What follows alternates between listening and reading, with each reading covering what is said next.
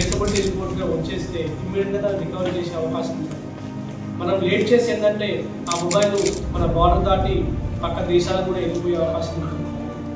ఈ మొబైల్స్ చిన్న మొబైలే కదా అని ఎవరు కూడా వదిలిపెట్టవద్దు. ఈ చిన్న మొబైల్స్ దొంగతనం చేసిన మొబైల్స్ యాంటీ సోషల్ ఎలిమెంట్స్ కానీ టెర్రరిస్ట్ యాక్టివిటీస్కి కానీ యూజ్ చేసే అవకాశం ఉంటుంది. కాబట్టి మొబైల్ చిన్నదైనా పెద్దదైనా మీ మొబైల్ మీ దగ్గర నుంచి మరి దొంగతనమైనా పోగొట్టుకపోయినా కూడా ఇమ్మీడియట్గా ఈ సిఆర్ పోర్టల్లో రిపోర్ట్ చేయాల్సిన అవసరం ఉంది.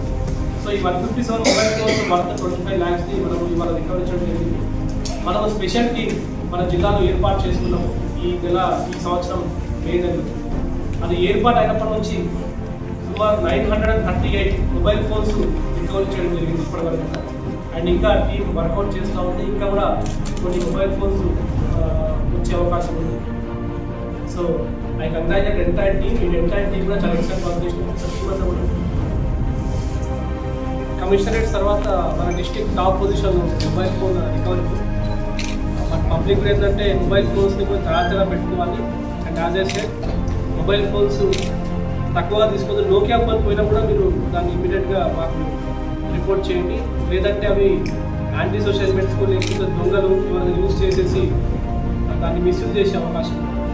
So I congratulate entire team. ఈ టీమ్ అంతా కూడా చాలా ఎక్సలెంట్ వర్క్ చేస్తూ ఉంటారు. ఈ లాస్ట్ 5 monthsతో ఆల్మోస్ట్ 938 మొబైల్ ఫోన్స్ రికవరీ చేయడం జరిగింది. అందులో కొన్ని ఫోన్స్ రాజస్థాన్ నుంచి, కొన్ని ఫోన్స్ యూపీ నుంచి, కొన్ని ఫోన్స్ తమిళనాడు నుంచి కూడా రికవరీ చేయడం జరిగింది. Thank you.